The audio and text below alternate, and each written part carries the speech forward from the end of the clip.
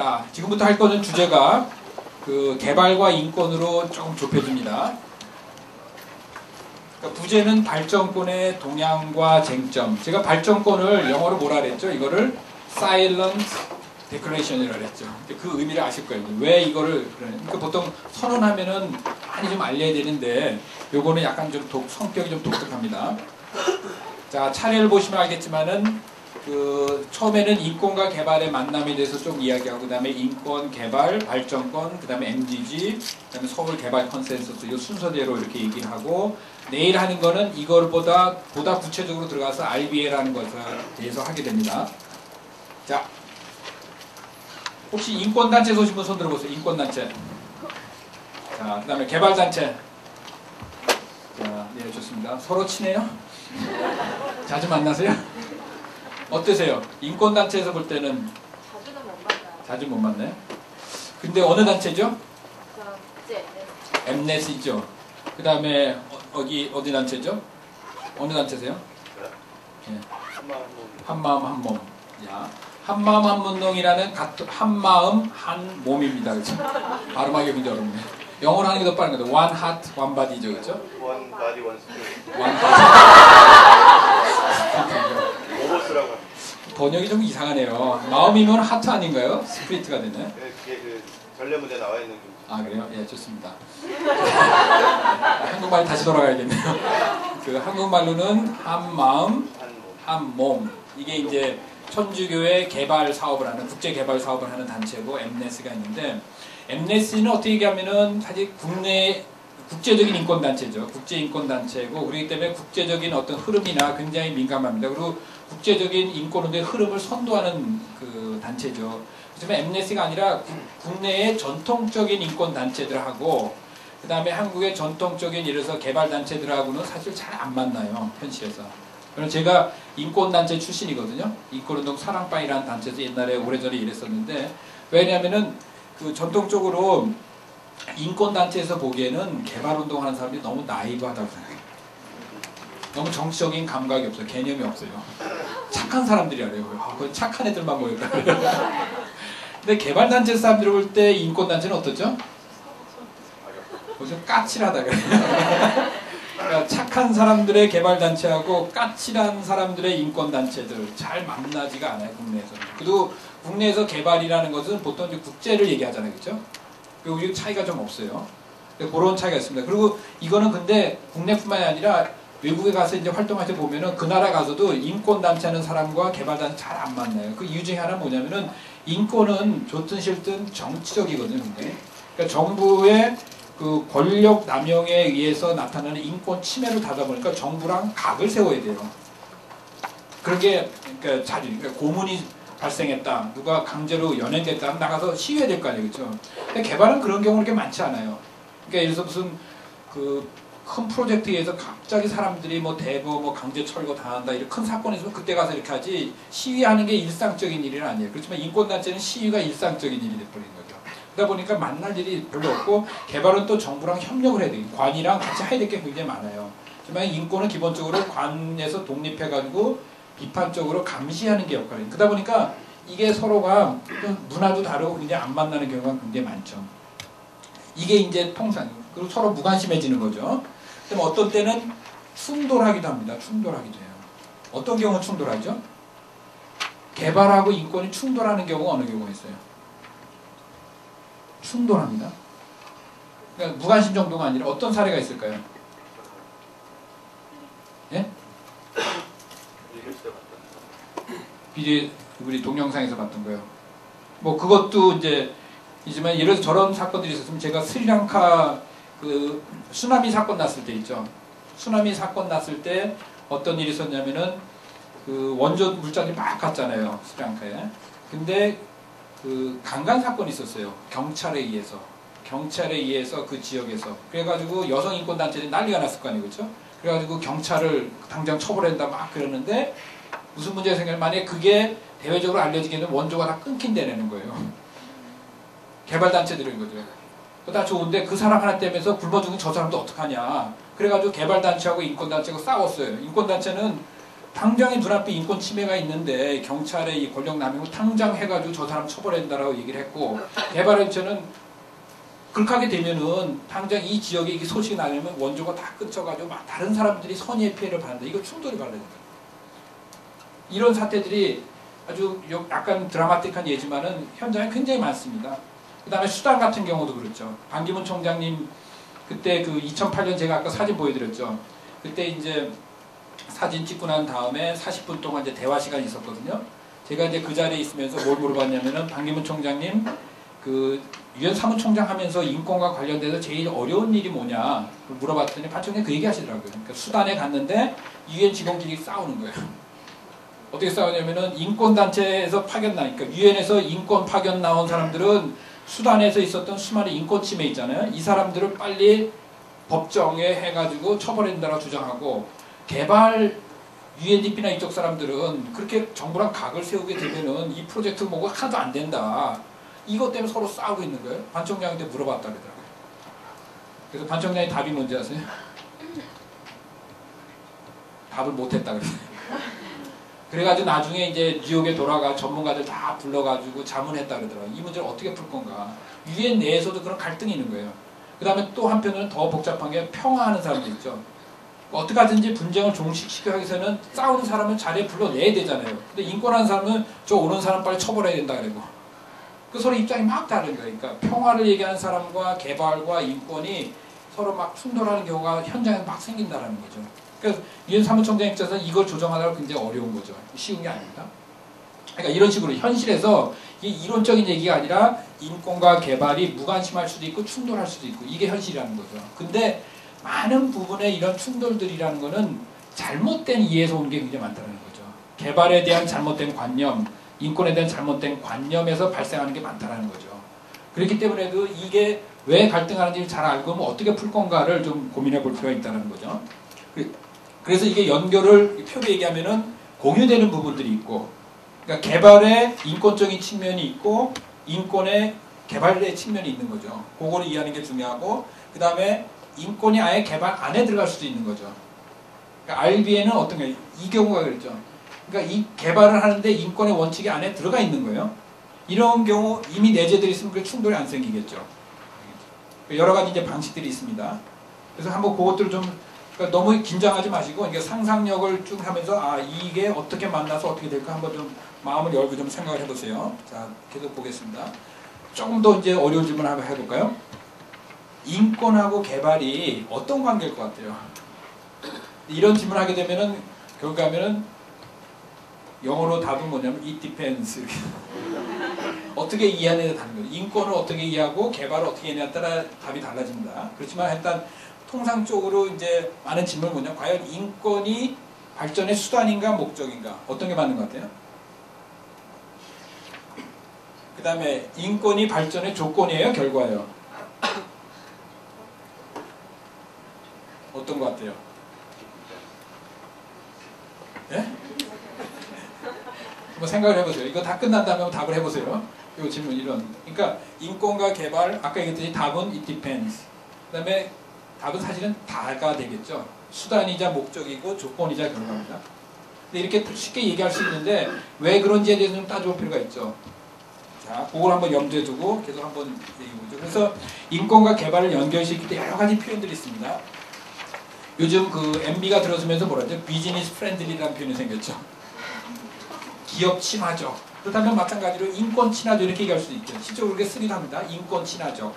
근데 어떤 사람은 인권을 위한 발전 이런 표현도 있고, 그 다음에 아예 그걸 권리로 연결시켜서 발전에 대한 권리, 발전권 이렇게 연결이 되기도 하고, 어떤 사람들은 인간 발전이라는 표현을 쓰죠. Human Development.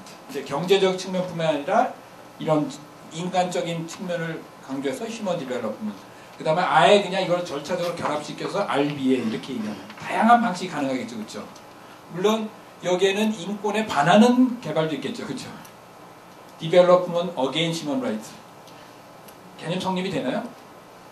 인권에 반하는, 개발하는데 인권을 아예 무시해버리고, 또는 Development without human rights. 여러 가지 이제 관계 방식이 되는데, 근데 여기 약간 긍정적인 것만 일단은 갖다 써놓은 거죠. 그래서 인권이라는 게 그 여러 가지, 그러니까 인권이 평화를 만나면은 또는 안보를 만나면 인간 안보 이런 표현이 되죠. 개발을 만나면은 인간 개발 이렇게 되고 환경을 만나면 또 인간 환경 이런 식으로 이 개념 간의 통섭이라 그래요. 요즘 이런 것들이 많이 생기고 있습니다. 그 다음에 민주주의를 만나게 되면은 참여민주주의 이런 식으로 다양하니까 이게 다 인권이 영어로 하면 메인스트림이라 그러죠. 주류화하는 다양한 그 개념적 방식이라고 할 수 있는 거죠.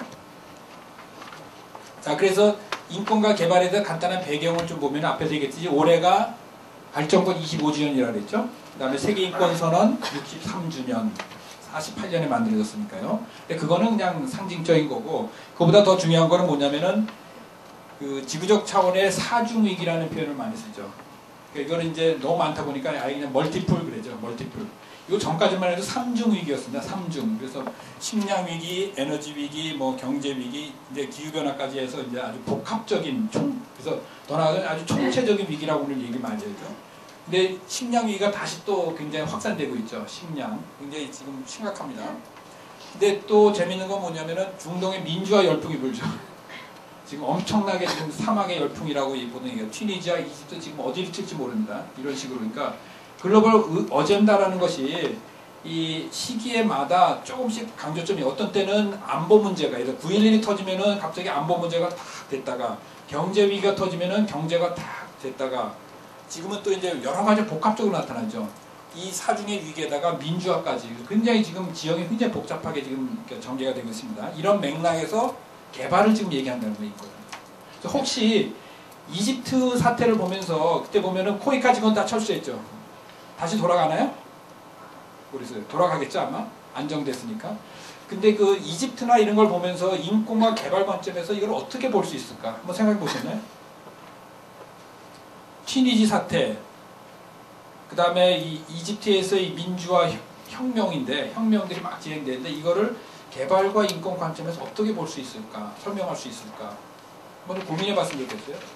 뭐 발전권을 보면서 자, 그냥 제가 일단은 질문을 던져드립니다. 자, 그러면은 간단하게 인권에 대해 얘기하는데 인권 사실 그 저희 강좌 제목이 인권 아카데미 별인데 이 인권이라는 주제 가지고 9시간을 강의를 했습니다. 공부를 했어요. 근데 그거를 지금 시간 상황이 10분 내에 되는데 그건 거의 불가능하거든요. 그래서 자료집에 보면은 176쪽에 한번 보세요. 176쪽에 보면은 저희가 그 유엔에서 나온 그 Q&A가 있습니다. 그러니까 질문, 그러니까 자주 묻는 질문. 176페이지에 뭐로 되어 있죠? 뭐가 있죠? 거기 보면은 1번 질문이죠, 그게. 자, 인권에 기반한 개발 협력에 대해 자주 물어보는 질문 이렇게 되어 있죠. 그 다음에 1번 인권이란 무엇인가? 다음 페이지로 가보세요. 2번 인권들 간에 서열이 있나요? 세 번째 인권적 의무에는 어떤 종류가 있나요? 그 다음에 다음 페이지로 가보세요. 네 번째는 개인도 국가와 마찬가지로 이행해야 할 의무가 있나요? 다섯 번째 자원이 부족할 때에도 인권을 실현하는 것이 가능한가요? 여섯 번째 개인의 권리와 집단적 권리는 차이가 있나요? 그 다음 일곱 번째는 뭐죠? 인권은 문화에 따라 달라지나요? 여덟 번째는 인권과 인간 개발의 휴먼 디벨롭먼트죠. 관계는 무엇인가요? 그 다음에 아홉 번째는 인권, 새천년 선언, 새천년 개발 목표 간의 관계는 무엇인가요? 그 다음에 열 번째 인권과 빈곤 감소 간의 관계는 무엇인가요? 11번째 인권과 영어로 그냥 이렇게 썼네. 굿 가버넌스라 했습니다. 굿 가버넌스와의 관계는 무엇인가요? 12번째는 인권과 경제 성장과의 관계는 무엇인가요? 13번째 인권 신장은 반드시 큰 정부를 전제로 하나요? 국민학생들 질문 같죠? 굉장히 근데 어려운 질문입니다. 사실 이거 답하기가 쉽지 않은 질문이거든요. 그래서 그런 것들만 일부러 뽑은 거죠. 유엔에서. 그 다음에 14번째는 인권의 정책상 선택에 따른 대가라는 난제를 푸는데 줄 수 있는 도움은 무엇일까요? 이 선택에 따른 대가가 무슨 영어로 하면 트레이드 오프라는 표현을 이렇게 번역을 한 거예요. 트레이드 오프. 둘 중에 하나 선택해야 되는 거죠. 그렇죠? 이걸 주면은 이거 주고 저거 받고 이런 그 14번째고 그 다음에 15번째로 가면은 인권은 국가 예산에 어떻게 영향을 미칠 수 있나요? 여기까지가 인권에 관한 그러니까 FAQ 이 책의 앞에 15개가 인권 일반에 관한, 인권과 개발에 관한 지문이고, 그 다음에 16번째부터가 이른바 RBA로 들어가는 거죠. 그러니까 오늘은 사실 15번째까지만 하는 거예요. 그러니까 RBA는 내일 하게 되는 겁니다. 그렇게 진행이 되고요. 근데 이거를 읽는 것만 해도 시간 다 지나겠죠. 그래서 요거는 오늘 집에 가셔서 술 먹지 마시고 잠 1시간 줄인다고 생각하시고 한번 꼭 읽어보세요. 꼭 읽어보고 그래야지 내일 RBA를 할 때 이렇게 소화를 충분히 할 수 있습니다. 그래서 그거는 읽어보시고 하는 걸로 하고요.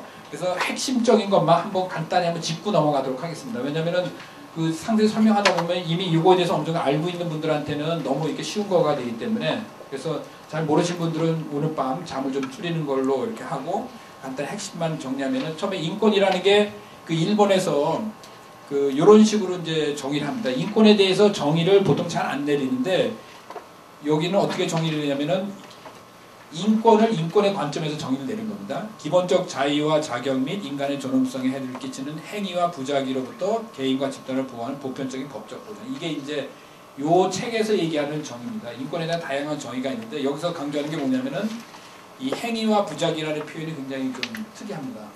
그러니까 국가가 행동을 해야 되는 게 있고 하지 말아야 되는 거 있죠. 그렇죠? 이 두 가지를 동시에 얘기하는 거죠. 보통 많은 사람들이 인권 얘기하면 정부가 하지 말아야 되는 거 생각하는데 이 개발 쪽에 가면은 하지 말아야 되는 것보다 해야 되는 게 더 많아지거든요. 그러니까 양쪽을 다 얘기하는 거예요. 어려운 말을 썼어요. 부작위.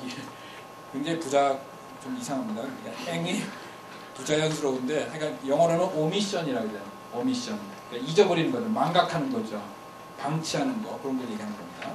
그거를 이제 인권에 그러니까 요거는 뭐냐면은 통상적으로 인권이 뭐냐고 물어보면 많은 사람이 어떻게 대답하냐면은 사람이 사람답게 이렇게 얘기하죠. 사람이 사람답게 필요한 사는데 필요한 권리 뭐 이 정도로 얘기하는데 그거는 너무 일반적이고 좀 인권을 아는 사람 다시 말해서 인권을 정의를 할 때 그 국가의 의무의 관점에서 정의를 낼 때는 이 표현을 쓰는 거죠. 그러니까 그 인권을 정의할 때 피해자 입장에서 할 때 쓰는 거 아니 사람의 입장에 쓰는 방식이 있고 이거는 국가의 의무의 관점에서 쓰는 거기 때문에 요걸 썼다라는 거죠. 다시 말해서 다른 책에 가면은 인권을 다르게 정의할 수 있다라는 거예요. 여기서는 개발과 관련해서 정의하기 때문에 이런 표현을 썼다라는 거 알아두시고요. 일본에 있는 거죠. FAB가 아니라 Q네요. 죄송합니다. FAQ. 자, 그 다음에 인권의 8가지 특성도 마찬가지로 이런 얘기를 하고 있습니다. 이 중에서 8가지가 있는데 개발과 관련이 굉장히 많은 것이 이 부분이죠.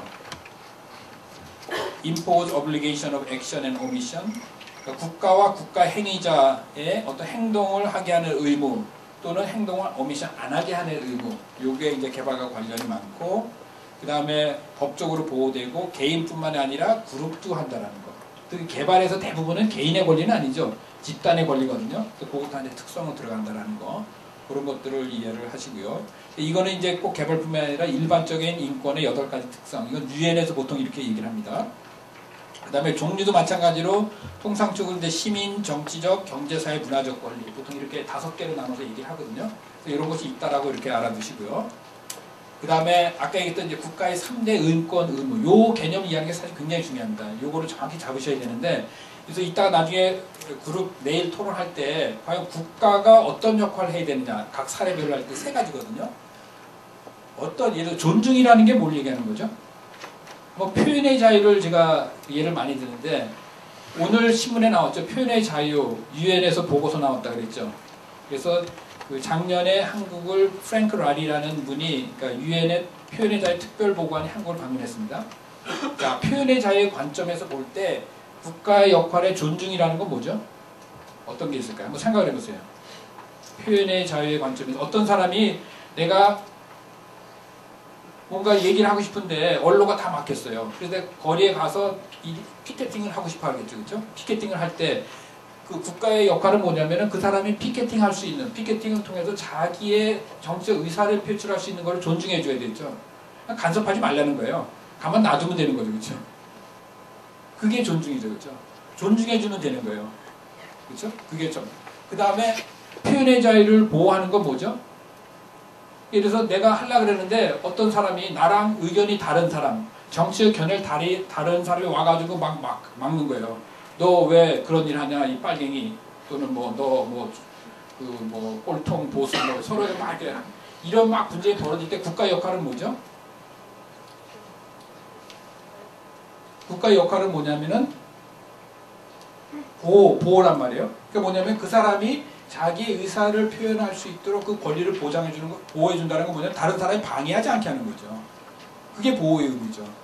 그 권리를 보호해준다는 거거든요. 그리고 만약에 그 권리가 침해됐을 때 그걸 구제해주고 그게 보호라고 얘기할 수 있는 거죠. 그 다음에 이 fulfill이라는 표현을 쓰는데 이 책마다 어떤 사람은 이거를 충족이라고, 이 책에서는 충족이라고 썼을까 아마, 그죠?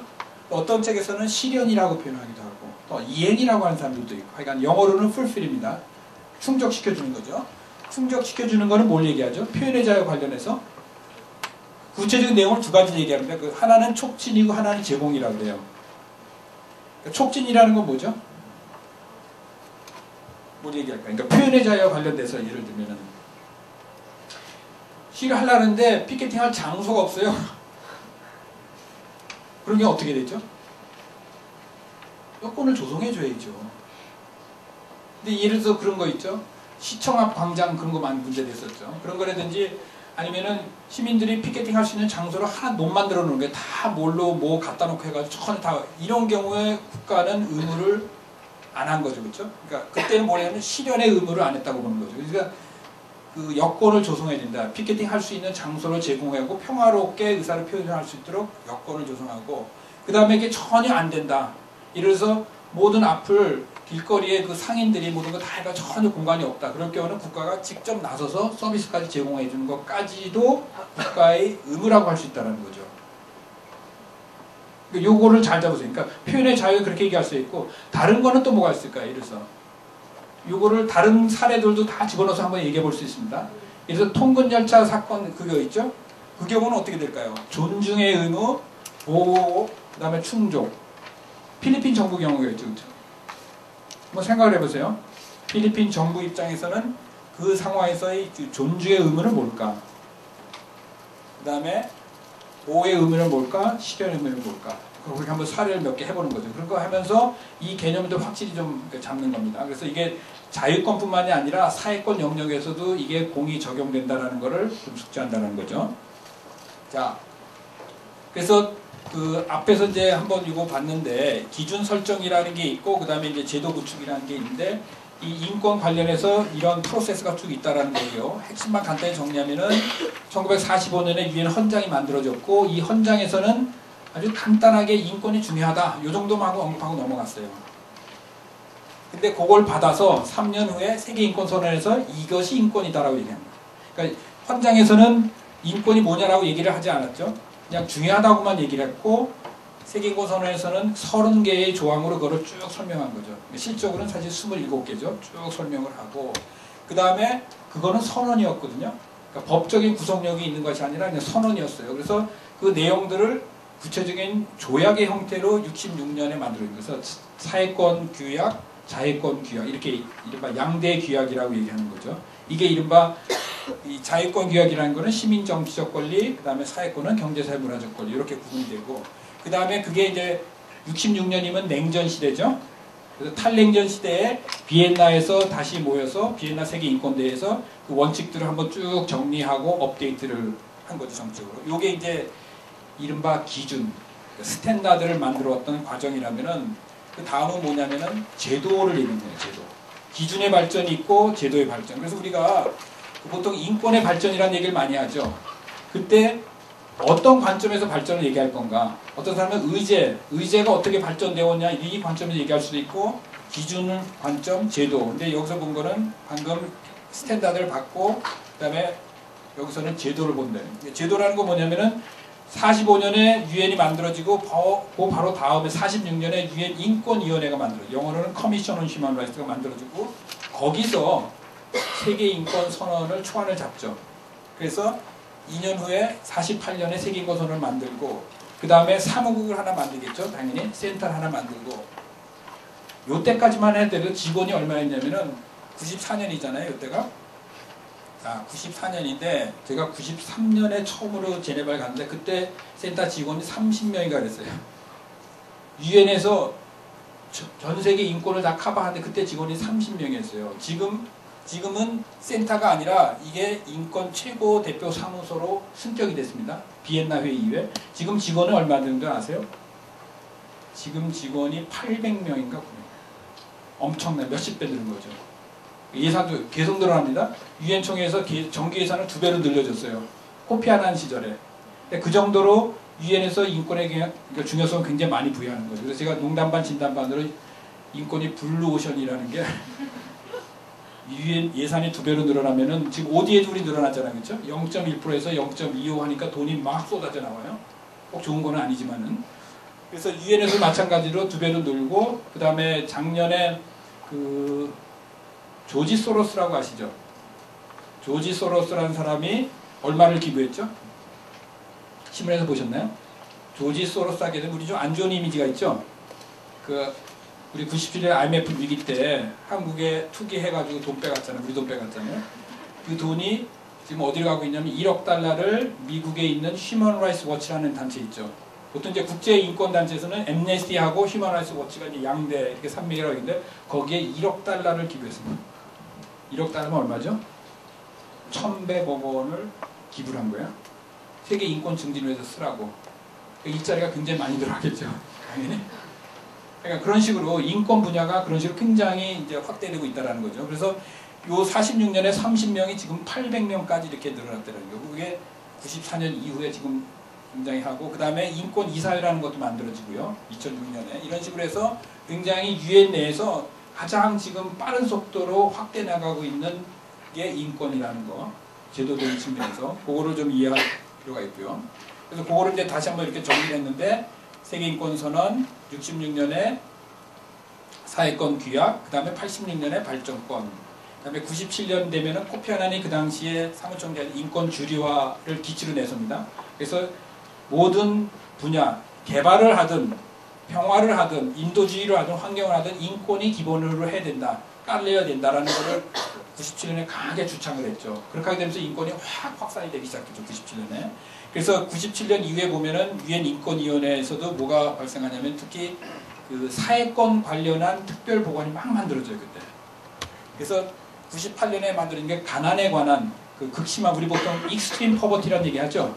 어떤 학자들은 앱솔루트 퍼버티 얘기하죠. 절대 가난 얘기하는데 이쪽에 MDG에서는 보통 익스트림 퍼버티, 극심한 가난 얘기하는, 그거에 관한 특별 보고관, 인권 관점에서 하죠. 당연히 만들어지고, 98년 되면 교육권에 관해서 만들고, 그 다음에 2000년이 되면 식량에 대해서, 그 다음에 외채, 건강권, 그 다음에 2005년 기업, 이런 식으로 유엔 인권위원회에서 1년에 그 결정을 내리죠. 이런 문제들에 대해서 조사하고 보고하는 그 보고관들을 쭉 만들어냅니다. 이런 식으로 이제 인권 문제가 유엔에서 아주 주류화되는 아주 그 시기가 요때라고 볼 수 있는 거죠. 코피 아난. 그래서 코피 아난이 인권에서 굉장히 큰 역할을 했다라고 평가를 받고 있습니다. 그 다음에 그런 분위기 속에서 세계은행도 거기에 한몫하고, 그 다음에 2000년에 그 이른바 그 인간 개발 보고서라고 UNDP에서 보고서가 나오고, 그 다음에 MDG. 그러니까 1년에 쭉 과정들이 있는 거죠.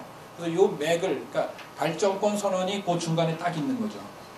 그 중간에 있다라는 것을 좀 이해할 필요가 있고요. 자, 그럼 여기까지가 일단은 그 인권과 개발의 흐름만 그냥 간단하게 맥만 좀 짚어볼 겁니다. 자, 그러면은 그 발전 개발로 갈 때 이 발전하고 개발하고 막 섞어 쓰죠, 우리. 근데 요즘은 개발이 이긴 것 같아요. 제가 대학교 다닐 때만 해도 수업을 들은 게 뭐냐면은 사회발전론이었어요. 사회발전이라는 과목이 있었어요. 그 다음에 정치발전론이라는 얘기도 해요. 근데 경제 쪽으로 하면은 개발경제학이라 그러지 발전경제학이란 말 안 쓰죠.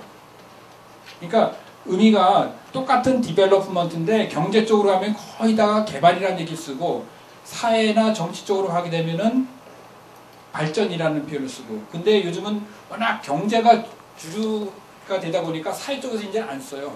그냥 개발협력 너무도 쉽게 그냥 다 개발 이렇게 쓰게 되더라고요. 그래서 일부에서 뭐냐면은 개발에서 발전으로 이렇게 얘기하는 사람들이 있어요. 그 이유는 뭐냐면은 개발이 경제적인 것만 얘기하지 사회적인 측면을 소홀히 했다. 그래서 사회적인 측면. 그래서 경제가 보이는 거라면은 개발이 보이는 거라면은 가시적인 경제를 얘기한다면은 발전은 보이지 않는 좀 더 총체적인 거 할 때 이런 식으로 보통 이렇게 나눠서 쓰거든요. 그래서 그 전제는 뭐냐면 과연 빈곤이라는 걸 어떻게 볼까와 관련이 있다는 거죠.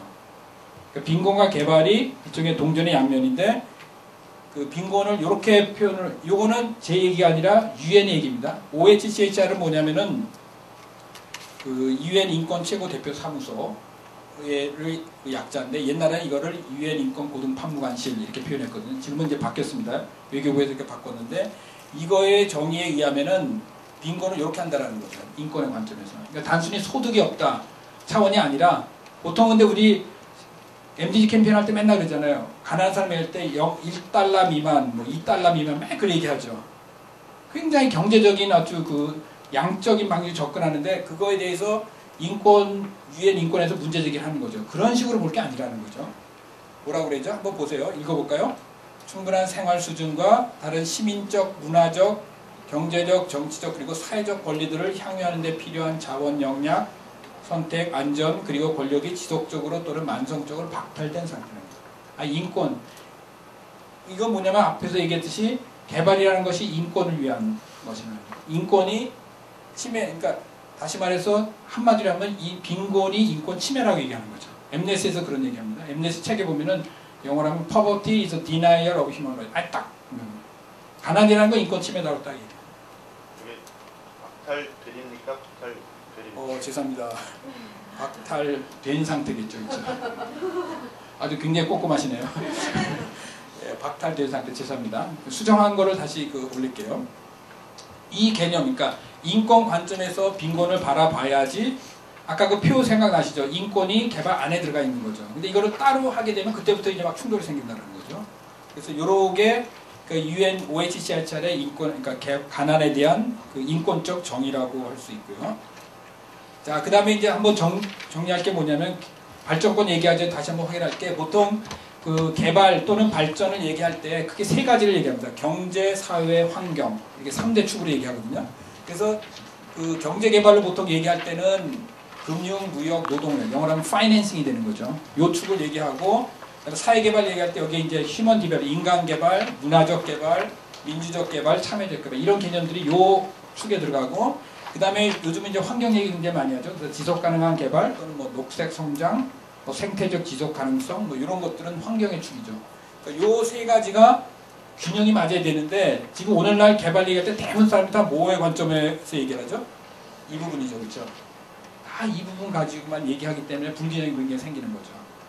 이따가 보세요. 이따 공부하게 되면 과연 발전권은 이 패러다임에서 어떤 부분을 얘기하는지 발전권은 인권의 관점에서 본 그 개발하고 통상적으로 얘기하는 우리 경제 개발하고 어떤 차이가 있는지를 확인해 볼 필요가 있다는 거죠. 여기까지 어렵진 않죠? 따라올 수 있죠? 특히 이제 학교에서 그냥 관심만 있던 분들은 좀 더 주의를 좀 해주시고요.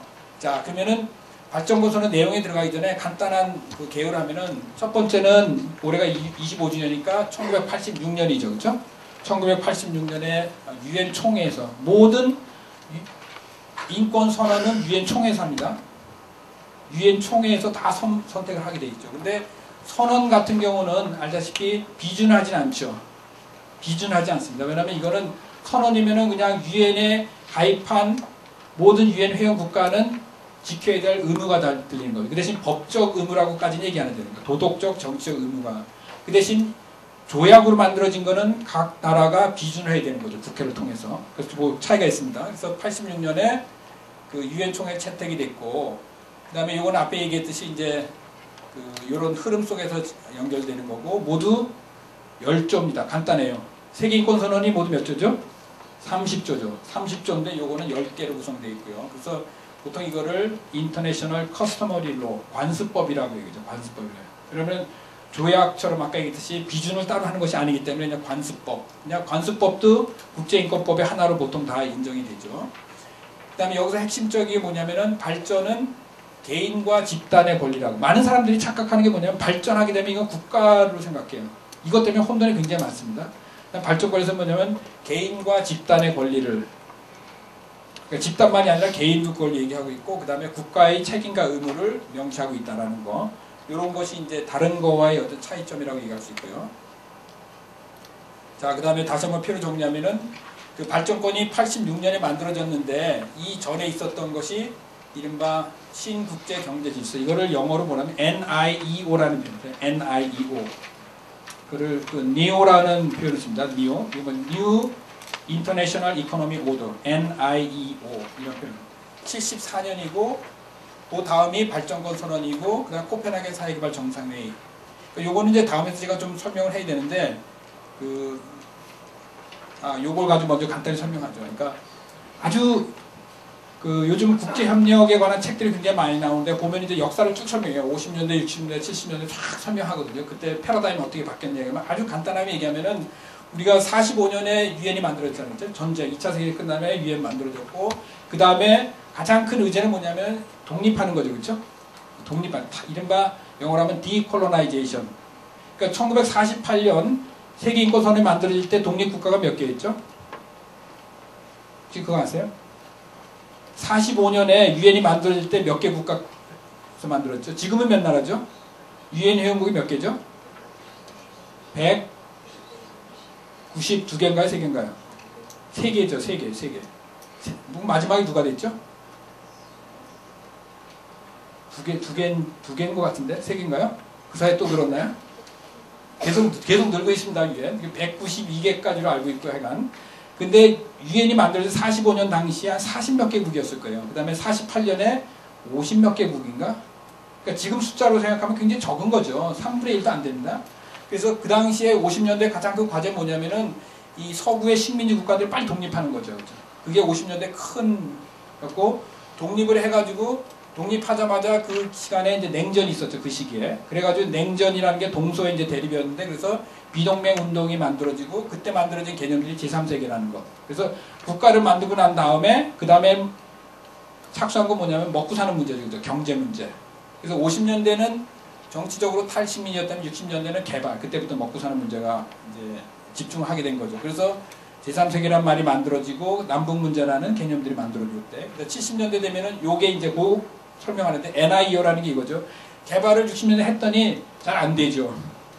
안 되는 이유를 가만히 따져봤더니 개독 입장에서 볼 때는 요거 때문에 안 된다는 거죠. 자기 나라에서 아무리 열심히 해봐야 수출할 데도 없고 자원도 없고 자본도 없고 그렇게 하게 되면서 이 국제 경제 질서가 문제가 있었기 때문에 개발이 안 된다라고 판단을 해서 그때 유엔에서 했던 게 뭐냐면 요걸 한 거죠. 그래서 개발을 위해서라도 제대로 된 정당한 국제 경제 질서를 만들어야 된다라고 선언을 한 거죠. 선언. 근데 결실이 별로 없었죠. 여전히 문제는 해결 안 됐습니다. 그러니까 80년대 다시 모여서 아예 그냥 이번에는 발전권 선언을 한 거죠. 그런 식으로까지 보다 구체화된 겁니다. 근데 현실은 뭐였냐면 현실은 굉장히 참혹했죠. 그래서 그 당시에 외채 위기가 생기고 구조조정이 오고 우리가 97년 때 당했던 그 구조조정을 많은 제3세계 국가들이 당하게 됐죠. 그러면서 7, 80년대를 다 지내온 거죠. 그러다가 90년대 탈냉전 되면서 이른바 신자주의 세계화가 등장하고 금융위기 하고 이런 일련의 과정 속에서 중간에 발전권이 있었다는 거죠. 이 맥락을 이해하는 게 굉장히 중요합니다. 그러면 당연히 발전권은 누가 얘기한 거죠? 누가 주장했을 것 같아요? 이 남북 문제 관점에서 보면 당연히 남쪽에서 했겠죠. 그러니까 북쪽 입장에서는 발전권이 굉장히 부담스러운 거죠. 총회에서 했지만은 그렇기 때문에 공식적으로는 유엔의 공식 문서로 들어왔지만 북쪽에서는 여전히 부담스러운 거죠. 왜냐면 남쪽의 이해를 더 많이 반영한다고 이제 생각하는 거죠. 그 당시에. 그 다음에 이제 2000년대 되면 MDG 나오고 기후변화되고 주식등 이런 일련의 과정 속에 있다라는 것. 그것들을 좀 약간은 좀 머리에 둘 필요가 있습니다. 이거에 관한 책들이 굉장히 많아요. 자세한 거는 책을 읽어보면 설명되는데 하여간 큰 틀은 이렇게 흐름이 진행되어 왔다라는 거를 여러분들 주면 되고요. 그래서 그거를 표로 만든 게 요거였죠. 그래서 그 신경제국제 74년이고 그 다음 86년 발전권 만들어지고 그 다음에 코펜하겐 사회개발 정상회의라는 것이 90년대 열리고 그 다음에 MDG가 만들어지고 이런 일련의 그 발전 과정이 있었다라는 거. 자, 그러면은 지금부터 발전권 선언에 대해서 구체적인 내용을 이번 기회에 한번 봅시다. 모두 10조라 그랬죠? 10조라 그랬는데 그 자료집에는 자료집 몇 페이지 있죠? 자료집 30페이지요? 아, 자료집 뒤에 있는데 번역이 그대로 다 있습니다. 몇 페이지냐면요.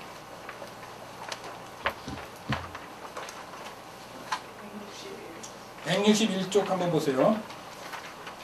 자, 161쪽 이렇게 돼 있죠.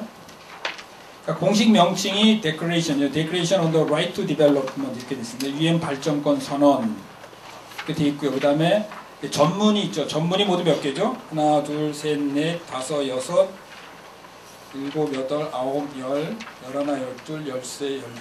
굉장히 길어요. 저는 이렇게 긴 전문 처음 봐요. 본문보다 더 많은 것 같아요. 본문보다 전문이 더 깁니다. 그만큼 하고 싶은 얘기가 굉장히 많았던 거죠. 정작 본론에 가게 되면은 본론의 내용들은 전문을 다시 이렇게 조금 표현만 조금 바꿔서 이렇게 정리를 했습니다. 그래서 핵심적인 거를 좀 보면은 일단은 제목부터 보죠. 그 처음이 인권으로서의 발전권을 얘기하고 주체인 인간, 그 다음에 국가의 의무와 책임에 대해서 쭉 순서대로 얘기를 합니다. 그 다음에 7조가 굉장히 재밌어요. 7조. 군축에 대해서 이것 때문에 굉장히 부담이 많았겠죠. 이 이른바 북쪽에 있는 나라들, 핵 가지고 있는 나라들, 군수산업 발달한 나라 이거 결사 반대했어요. 근데 쪽수로 궤도가 더 많았기 때문에 통과가 됐다고 합니다. 이것 때문에 굉장히 반대를 많이 하죠. 이 얘기가 듣기 싫어가지고. 군축과 발전. 이거는 우리한테도 시사하는 게 굉장히 많죠. 요번에 부산에서 원자효과성 회의를 하잖아요. 그때 이제 한국 시민사회에서도 평화운동단체는 이걸 얘기하죠. 이른바 ODA for Peace.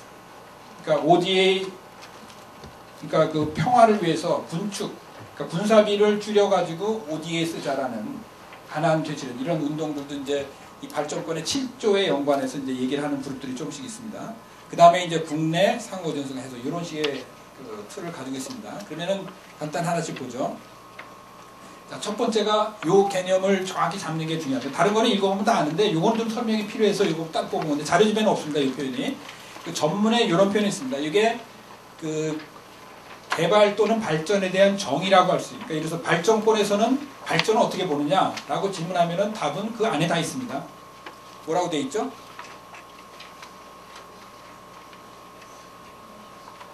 네 가지죠. 컴프레hensive 하다는 거. 종합적이라고 얘기를 하고 네 가지 얘기해서죠. 경제, 사회, 문화, 정치라고 얘기하는 거죠. 이 네 개를 얘기하는 거예요. 이제 발전을 얘기할 때 발전 속에는 경제 측면이 있고 사회가 있고 문화가 있고 정치가 있다라고 얘기하는 거예요. 이제 종합적이. 근데 보통 이렇게 잘 얘기 안 하죠. 많은 사람들이 발전이 뭐냐 하면 다 뭐로 얘기하죠? 경제를 많이 하고 조금 더 하는 사람은 요 정도까지 얘기하죠. 그렇죠? 그러면 분명하게 발전권에서는 문화와 정치까지도 얘기한다는 거죠. 그러니까 이거는 다른 말로 표현하면 가버넌스 문제죠.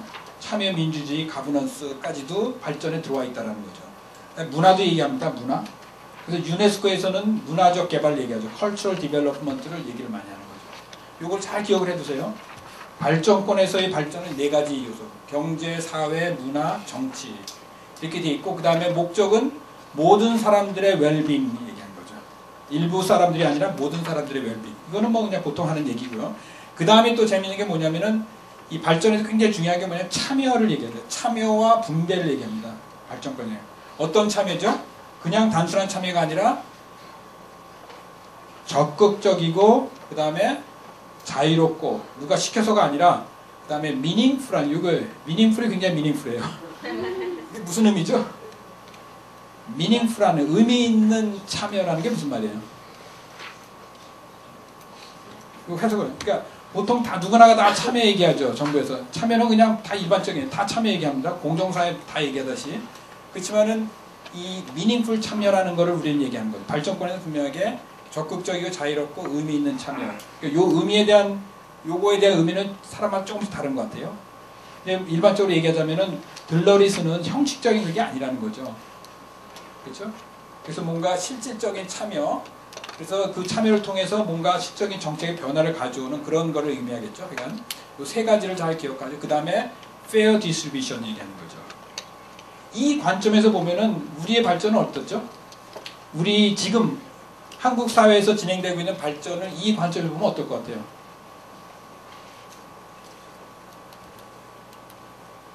굉장히 차이가 좀 많겠죠. 그렇죠? 왜냐하면 한국에서 우리가 발전 얘기할 때 이 문화적 발전을 얘기하고 있는가 거의 사람들이 생각 안 하죠. 우리 경제 개발만 얘기하는 거죠. 그 다음에 참여도 마찬가지고 그 다음에 분배. 그렇기 때문에 이게 굉장히 부담스러운 거예요.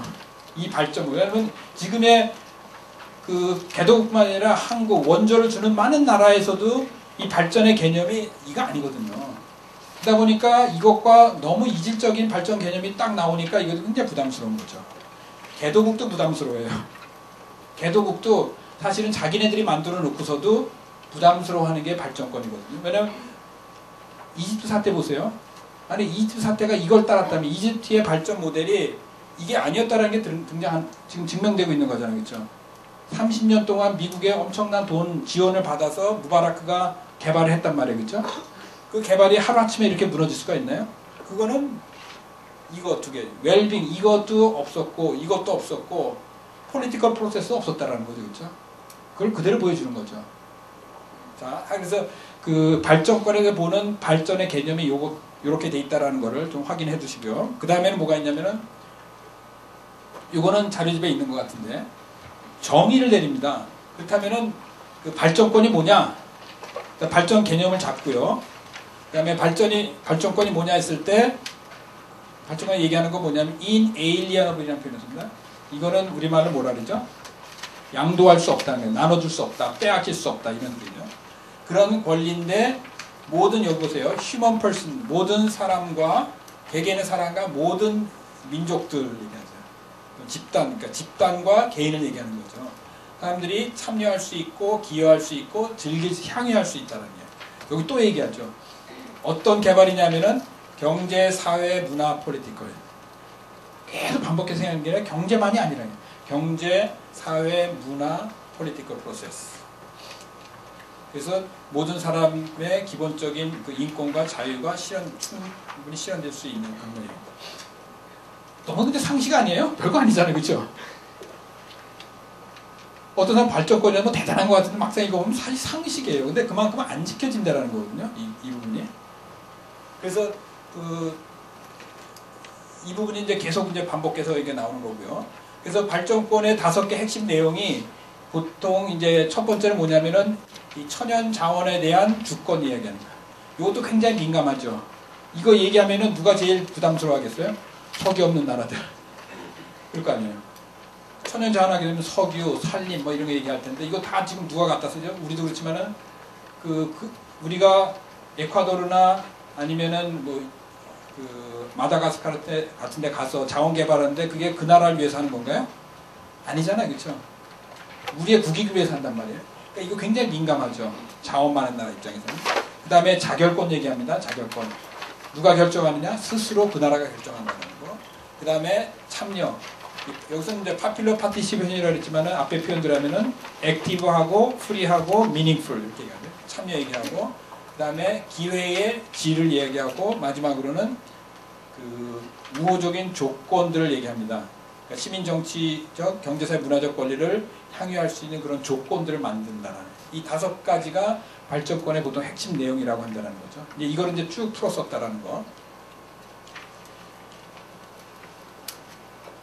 그래서 그 발전권을 얘기할 때 앞에서 이제 간단하게 그 흐름을 얘기했는데 그 세계인권 선언에서 발전권에 대한 발전권이라는 말을 쓰지 않았지만은 그것과 대한 언급이 있고 그 다음에 앞에서 얘기했듯이 그 신국제 경제 질서 그 다음에 발전권 보통 RTD라고 하고 숫자로 쓰는 경우도 있어요.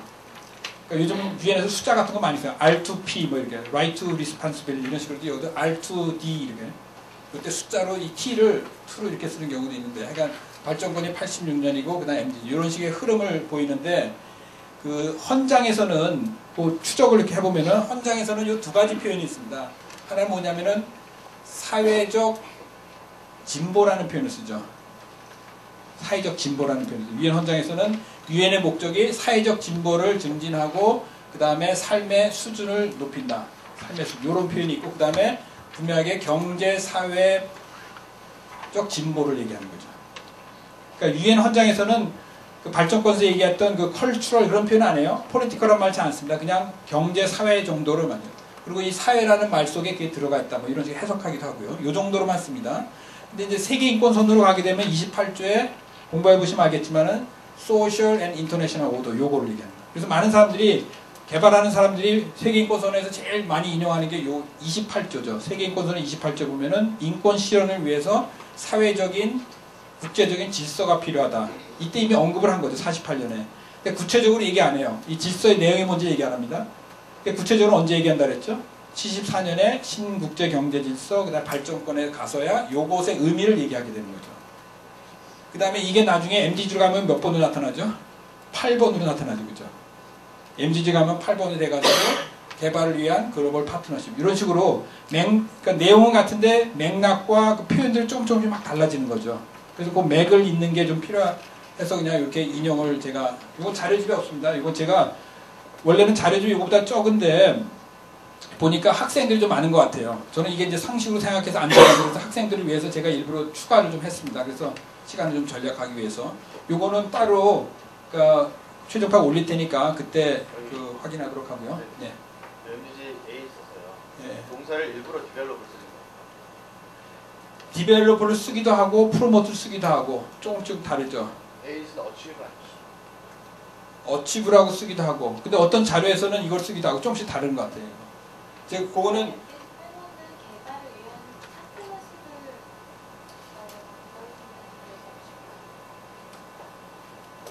그거는 그러면은 MDG 할 때 좀 이따 나오거든요. 그때 한번 보는 걸로 하죠. 공식 용어가 있어요. 그게 어디 있냐면은 지금 볼까요? 아, 이렇게만 그 앞에 동사는 안 써놨네. 이게 UNDP에서 했는데 이 동사는 명사만 썼네, 그렇죠? 그러니까 그거는 이제 알아서 써요. 아니, 꼭 그런 건 아니었어요. 그냥 제가 어느 자료를 보다가 앞에 디벨로퍼만 있어서 그냥 그렇게 갖다 쓴 겁니다.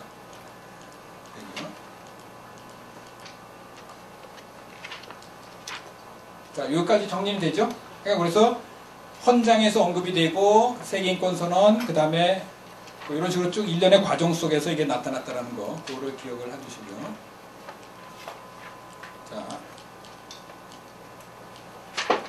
그 다음에 그 발전권 이후가 자, 86년에 그래서 발전권 선언이 만들어졌습니다.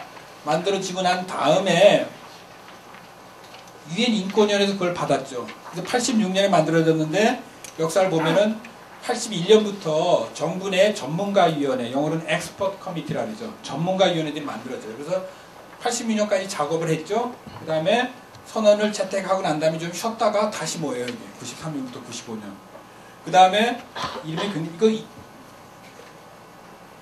신경 안 쓰셔도 돼요. 너무 많아가지고 저도 기억 못하겠어요. 이거 굉장히 복잡합니다. 그리고 어떤 거는 없어요. 더 이상. 그냥 편하게 들으세요. 정부 간, 인터가버멘탈 전문가위원회, 독립 전문가, 실무, 분과, 하이레벨. 이거 뭘 의미하죠? 뭐 안 된다라는 거예요. 잘 되면 이렇게 많이 만들 필요가 없어요. 그렇잖아요. 뭔가 안 될 때 위원회 만들잖아요. 그렇죠? 그 안에서 잘하면은 그냥 일상적으로 하면 되는데 안 될 때 뭐 특별위원회, 뭐 타스크포스 이런 거 만드는 거예요. 이것도 똑같아요. 발전권 80년에 만들어 놓고 이게 이행이 안 되거든요. 그러니까 인권 쪽에서 계속 이런 거 자꾸 만드는 거죠. 똑같은 얘기 반복하고 그래서 여기까지 왔습니다. 지금 다 없어졌어요. 하다가 다 없어지고 요 두 개가 남은 거죠. 워킹그룹이 98년부터 지금까지 쭉 진행되고 그 다음에 이행에 관한 제목도 아예 이행에 관한 타스크포스 이런 식으로 만들어서 요게 두 개가 진행돼요. 그만큼 발전권 선언에 대해서 다들 말로는 중요하다고 레토릭 차원에서 수사학적으로는 얘기를 하지만 실적으로 이행 부분에 대해서는 다들 이렇게 한다는 거. 그거를 이제 상징적으로 이게 보여주고 있습니다. 그 다음에 이제 또 그러면 그 이유 어떻게 되는지 다시 한번 보면은 앞에서 그 유엔 헌장부터 발전권 관련된 거 언급이 쭉 있었다 그러는데 여기서는 그 이후에 그 주요 회의에서 발전권을 계속 언급합니다. 그래서 문서를 보시면은 항상 뭐 얘기하다가 including the right to develop 이렇게 얘기하고 또는 human rights and right to develop 이런 식으로 항상 언급은 해요. 모든 문서에서 주요 문서가 이제 리우, 비엔나, 코펜하겐 이런 식으로 그다음에 몬트레이서도 얘기하고 하여간 모든 주요에서 다 하는데 여기서만 안 해요. 여기 어디죠? 작년에 있던 서울 G20 정상회에서는 그 얘기를 안 해요. 발전에 대해서 모든 문서가 다 발전권의 중요성을 얘기하는데 작년에서 한국은 안 해요. G20에서만. 왜냐면은 G20은 유엔 회의가 아니잖아요. 그렇죠? 그래서 G20에서는 발전권, 유엔 총회권 상관없다고 생각하는데 이게 이제 많은 문제를 일으키는 거죠. 이 G20. 많은 사람들이 뭐 성공이라고 자축하는 이 G20 정상회의는 발전권에서 얘기하는 발전과는 다른 패러다임을 공식적으로 채택하고 있다는 거죠. 이게 우리한테 많은 도전을 가져다 줍니다. 우리 한국, 특히 이제 개발援조한테. 그래서 이런 차이가 있다는 것을 좀 이해를 하시고요. 자, MDG 가기 전에 발전권으로 다시 가서 보면은, 근데 요 10개 있죠. 10개 중에서 요것만 조금만 또 언급하고 넘어가면은 그 국가 정책 수립과 협력, 국제 정책과 개도국 지원, 대규모 인권 침해 제거, 인권 존중 의무. 요 정도인데 요거는 한번 그 한국 번역이 돼 있기 때문에 한번 읽어보시면 어렵진 않아요. 그대로 이해가 되기 때문에 따로 설명 안 하고 이렇게 넘어가도록 하겠습니다. 괜찮겠죠? 이거 다 읽으면 시간 너무 많이 걸리니까 일단은 발전권 내용은 요 정도 틀을 잡으시고 나머지는 한번 쭉 그냥 읽어보시면은 그대로 이제 소화가 되니까. 아까 얘기했듯이 이 부분은 좀 주목을 해주시면 좋겠어요. 7조에 보면은 군축이 이렇게 들어간다라는 거. 그걸 좀 염두에 두시고요. 자, 그러면은 MDG 얘기를 조금 하도록 하겠습니다. MDG. 자, MDG는 그 8가지를 보통 얘기를 하죠. 그 8가지 얘기하고 이거는 뭐 다 아시리라고 생각하고 읽어보면 다 알기 때문에 첫 번째 거하고 8번이 좀 특이하죠. 그렇죠? 8번이 좀 특이합니다. 그래서 2번하고 7번부터는 구체적인 사안, 개별적인 이슈를 얘기하고 1번은 약간 좀 총괄적인 거 있죠. 기하, 가난 전반에 대해 얘기하고 8번은 외적인 조건 이런 식으로 이제 구조가 되어 있고요. 그래서 그 이쪽에서 많이 하시는 분들은 얘기할 때 보통 대화할 때 그러죠. MDG 4번 그렇게 대화하고 넘어갑니다. 그거 모르면 못 따라가는 거죠. 그래서 그 특히 유엔 쪽에 가다 보면은 막 얘기하다가 설명 안 합니다. 그냥 MDG 8번, 7번 막 이렇게 얘기 나오면 얘기하는데 그거를 그쪽 분야 사람들은 좀 확실하게 알아둘 필요가 있고요. 자, 요거는 UNDP에서 만든 표입니다. 이야기가 좀 좋죠. 훨씬 낫죠. 그래서 그 기아 얘기하고 교육 얘기하고 요거는 뭐죠? 성평등 얘기하고 아동, 모성, 그 다음에 HIV, 에이즈, 건강, 그 다음에 환경, 그 다음에 파트너십 이렇게 8개로 이렇게 구성되고 있다는 거. 자, 근데 이런 개별적인 거는 뭐 이제 활동하신 분 알겠지만 이게 어떤 맥락에서 나왔는지를 이해하는 게 굉장히 중요할 것 같아요. 많은 사람들이 MDG를 마치 뭐 마술처럼 뭐 슬로건이다 보니까 MDG 그러는데 정작 MDG에 대한 어떤 그 맥락을 이해하는 분은 생각보다 많지 않은 것 같아요. 그래서 이번 기회에 좀 한번 정리를 해보면은 그 MDG가 만들어지는 배경 중에 하나는 앞에서 얘기했듯이 그 95년 회의 있죠. 요 회의. 코펜하겐 사회개발 정상회의가 굉장히 중요하죠. 그러니까 95년에 코펜하겐에서 이거는 정상회의였습니다. 대통령이 모이는 거죠. 그러면 이 당시에 우리나라 대통령은 누구였죠? 한국 대통령은 김영삼 대통령이었습니다. 김영삼 대통령. 95년이니까. 저도 그때 이때 있었거든요. 같이 이제 코펜하겐 갔었는데 이때 여기서 많은 그 얘기가 나왔고 이 탈냉전 시대 그 개발 전 세계 개발의 상황에 대해서 종합적으로 이제 진단이 있었는데 그때 어떤 얘기가 있었냐면은 첫 번째는 뭐냐면은 전반적으로 개발의 상황이 안 좋다라는 평가가 났죠.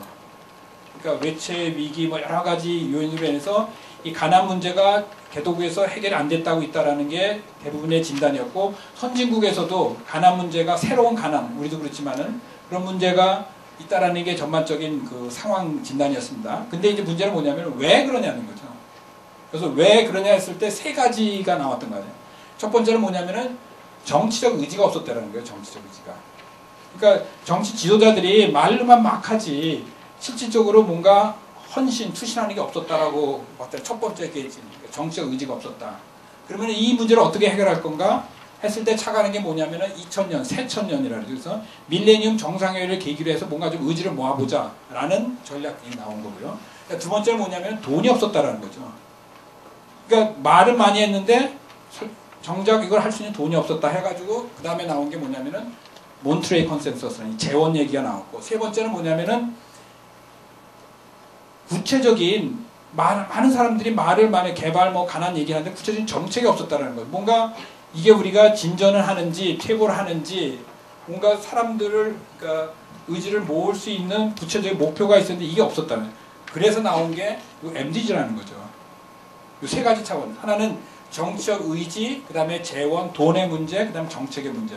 이 3개를 같이 접근을 해야 가난 문제를 풀 수 있다고 생각을 해요. 그 중에 이 MDG가 요게 해당된다는 거죠. 이 정책 부분에. 이거 같이 보는 게 굉장히 중요하다는 거예요. 그래서 많은 사람들이 그냥 MDG만 본다든지 아니면 재원만 본다든지 하는데 사실 문서상으로 보면은 그래서 밀레니엄 정상회의, 새천년 정상회의에서 나왔던 그 새천년 선언이라는 거. 사실 그거를 실으려고 했는데 너무 그 양이 많아서 안 실었는데 그것이 정치적 의지를 모은 것이고 그 다음에 돈 재원 마련하는 게 이쪽으로 내려오고 세 가지를 같이 볼 필요가 있다는 거죠.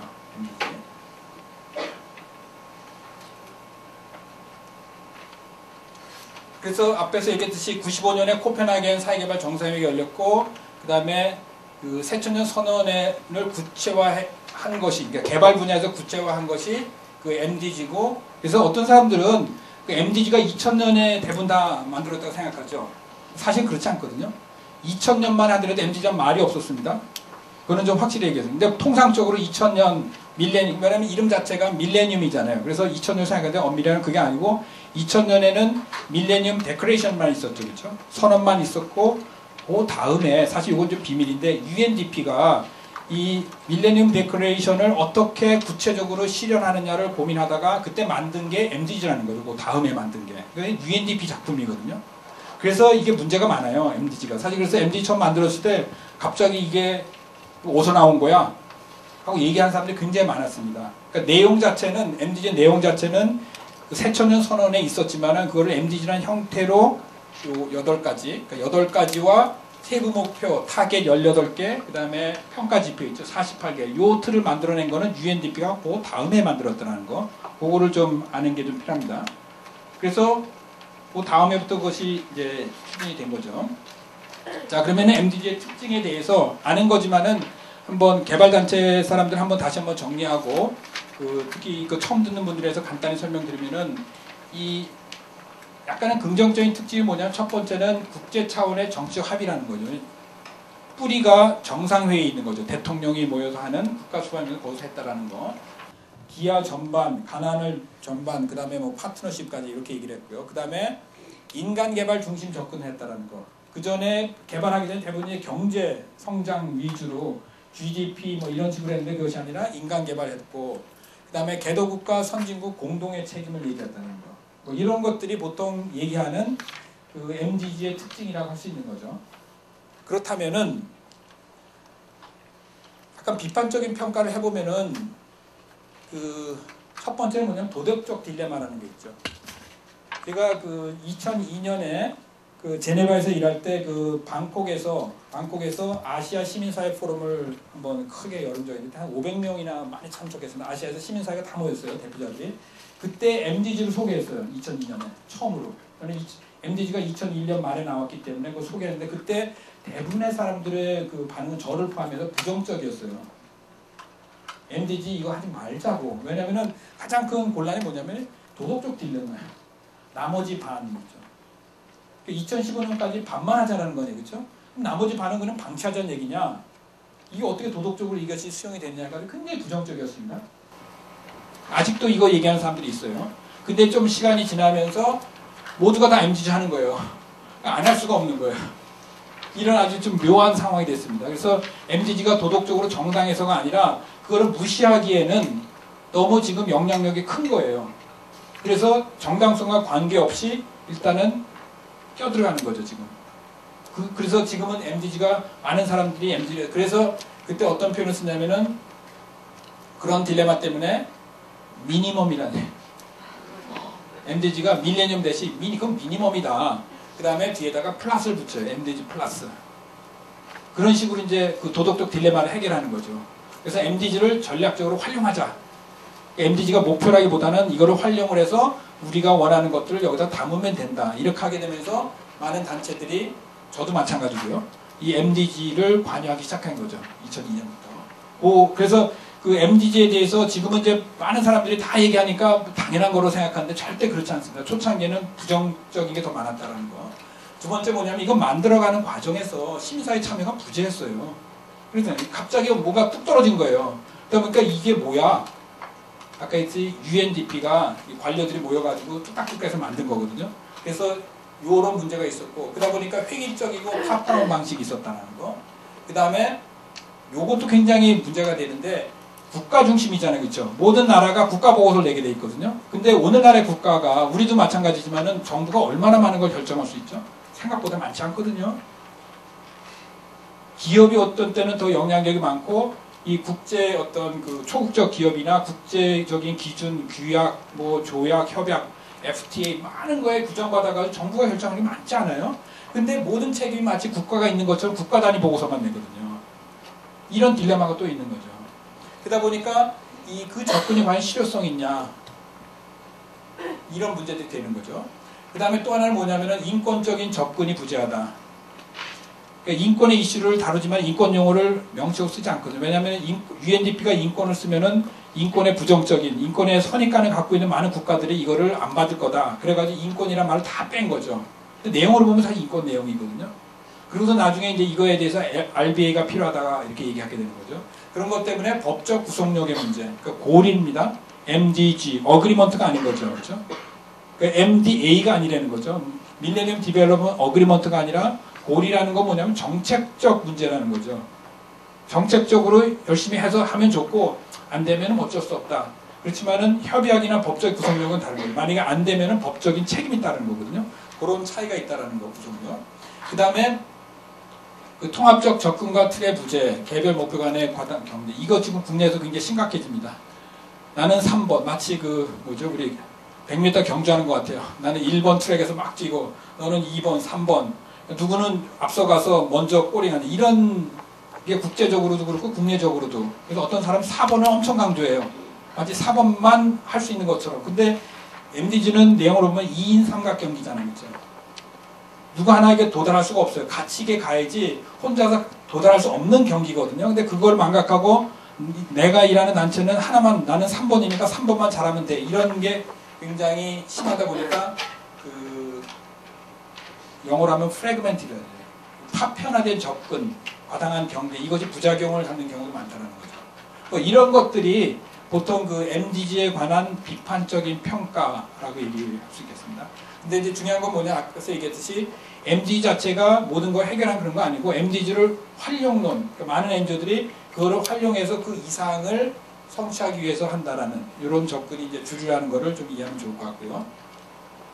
자, 여기까지가 MDG고, 그 다음에 이제 그 유명한 서울 개발 컨센서스입니다. 이거 여러분 잘 하셔야 돼요. 왜냐면 밖에 나가면 이제 이것 때문에 자꾸 질문 받거든요. 도대체 이게 뭐냐 하면 이제 설명을 해줄 텐데, 이것도 자료가 굉장히 많은데 핵심만 몇 가지 정리하면, 첫 번째는 뭐냐면은 G20에서 얘기하는 경제, 그러니까 G20이 왜 만들어지는 아시죠? G20이 만들어진 게 경제 위기 때문에 그런 거죠. 그렇죠? 그 2008년에 미국발 경제 위기. 근데 이 경제 위기는 다른 경제 위기와는 성격이 굉장히 다른 거죠. 그래서 G8 차원에서 해결이 안 되니까 G20으로 확산된 건데, 거기서 얘기하는 경제의 패러다임이 뭐냐면은 강하고 지속 가능하고 균형 잡힌 성장을 얘기하는 거예요. 성장, 그로스라는 얘기. 이것 때문에 굉장히 논란이 많았어요. 왜냐면은 이 그로스라는 말을 안 쓰기 위해서 개발을 만든 거거든요. 보통 그로스는 양적인 거, 디벨롭먼트는 질적인 거, 보통 이렇게 얘기하잖아요. 근데 디벨롭먼트 앞에 경제가 붙으니까 또 다시 이제 양적으로 가버렸는데, 그러니까 근데 다시 옛날 패러다임을 가져왔다고 우려하는 사람이 굉장히 많았죠. 근데 워낙 경제 위기가 심각했기 때문에 뭐 그런 대로 이제 넘어갔습니다. 그래서 한국 정부도 공개적으로 경제 성장 중심 개발 모델 얘기하게 되는 거죠. 영어로 하면은 Economic Growth Oriented Development 이렇게 표현합니다. 근데 이게 한국 정부뿐만 아니라 OECD나 많은 국제기구에서 지금 이거를 굉장히 강조를 많이 하거든요. 미국 영향을 굉장히 많이 받는 거죠. 진짜. 이거에 대해서 굉장히 논란이 많고, 그래서 여기서 이제 개발 문제가 들어왔는데, 거기서 얘기하는 개발이라는 것이 그 여러 가지 이제 그 상징적인 표현들이 있습니다. 하나가 뭐냐면 how to catch fish. 그러니까 원조를 할 때 그냥 생선을 주는 것이 아니라 생선 잡는 법을 가르쳐 줘야 된다. 근데 원조를 줄 때 그냥 단순하게 원조가 아니라 무역을 통해서, 아직 한국이 그랬듯이 원조를 주면 그걸 잘 활용해서 산업을 발전시켜서 무역을 통해서 돈을 벌어가지고 자립할 수 있는 그런 목적의 원조를 줘야 된다. 그 다음에 aid to end aid. 그러니까 aid의 목적이 원조가 필요 없게 만들어야 된다. 그러니까 자립할 수 있게. 이런 개념들이 막 나오는 거죠. 근데 굉장히 말은 좋죠. 굉장히 다 좋은 말들이거든요. 뭐 원조가 자꾸 국가를 종속적으로 만드는 게 아니라 독립하게 된다, 자립하게 된다, 다 좋은 얘기인데, 이게 어떤 거로 지금 가고 있냐면은 그 기업 역할로 가게 된 거예요. 그러니까 시장 중심으로 간다는 거죠. 그래서 국가가 하는 것이 아니라 시장이, 기업이 중심적인 역할을 해야 이게 된다라고 얘기하는 거죠. 그러면서 그런 맥락 속에서 PPP가 등장하는 거죠. 그래서 이 말 자체는 맞는데 과연 시장 중심적으로 기업 중심적으로 가서 이거를 할 수 있는가? 그건 여전히 이제 질문이 많이 남는 거죠. 국제적으로 굉장히 논쟁이 지금 굉장히 많습니다. 이것 때문에. 그래서 그 당시에 유행했던 말, 요거는 제가 만들어낸 건데, 이 코란도 아난도라는 얘기였어요. 그 코란도라는 차 가지고 계신 분 계세요? 차 뭐라고 하셨나요? 코란도가 차 이름이죠. 그게 무슨 이름, 뭐의 의미였냐면, 저도 그때 발견하고 굉장히 놀랐는데, 코리안 캔두라는 뜻이래요. 대우에서 만든, 대우죠? 대우차인가요? 쌍용차, 쌍용차인데, 차 이름이 코란도예요. 그 의미가 뭐냐? 코리안 캔두 이렇게. 그래서 한국 정부가 이때 뭐라 했냐면 한국도 이렇게 가난한 데서 몇십 년 만에 이렇게 개발해서 경제적으로 성공했는데 니네들이 왜 못했냐? 한국이 하면 니네도 할 수 있다. 이렇게 얘기를 해요. 그래서 코리안 캔두, 애니원 캔두. 아난도는 그냥 제가 만들어낸 말인데 요거는 한국 정부가 하는 얘기입니다. 제 얘기가 아니에요. 이거. if Korean can do, anyone can do 이렇게 얘기하는 거죠.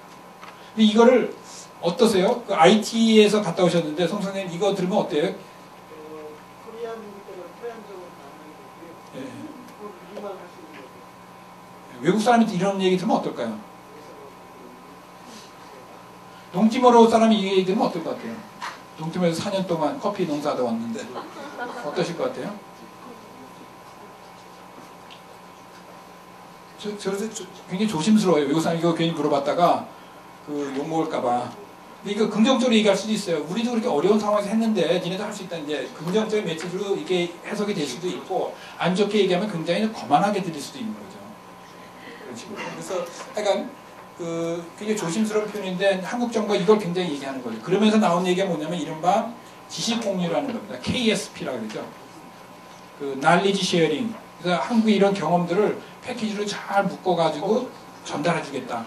그거를 지금 누가 제일 열심히 하냐면 기재부 관료들이 하는 거죠. 7, 80년대 때 한국 경제성장 때 관료했던 사람들이 그 경험들을 지금 전수하고 있는 거죠.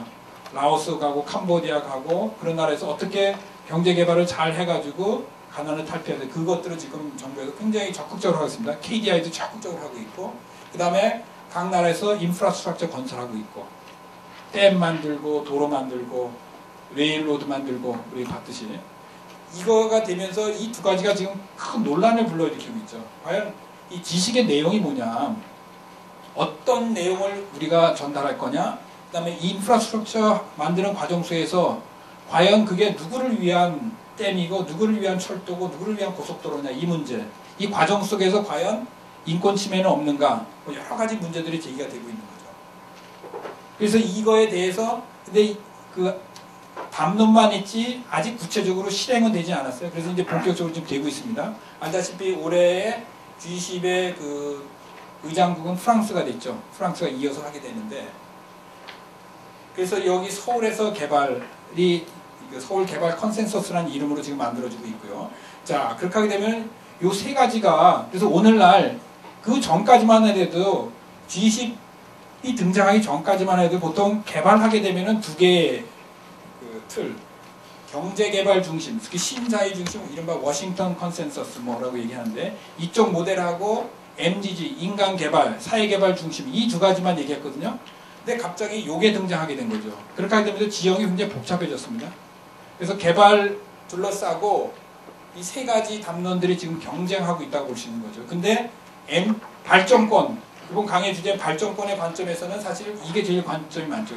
발전권의 관점에서 보면 이건 굉장히 멀어져 있는 거죠, 지금 이 부분이. 이 부분도 마찬가지고. 그래서 이거 어떻게 이거를 균형을 잡느냐가 지금 국제 개발 운동에서도 굉장히 중요한 주제고, 특히 한국 같은 경우는 요거 때문에 서울이라는 이름이 붙거든요. 그리고 두고두고 한국에서 왔다 그러면 이거에 대한 질문을 이거에 대한 답변을 해야 될 책임이 우리한테 따르는 거죠. 근데 그거를 할 때 이 개발권 있죠, 발전권의 관점에서 설명을 하는 것이 제가 볼 땐 굉장히 중요한 것 같아서 그래서 그거를 이렇게 좀 설명을 드렸습니다. 자, 여기까지 이제 다음 일단은 양이 굉장히 좀 많은데 이 정도로 입력을 하시고 부족한 거 좀 읽으시고 그 다음에 내일 RBA 할 때 이걸 가지고 보다 구체적으로 얘기하게 되거든요. 그때 좀 질문을 좀 받아서 이렇게 소화를 하는 걸로 하겠습니다. 자, 팀장님 수고 많으셨습니다.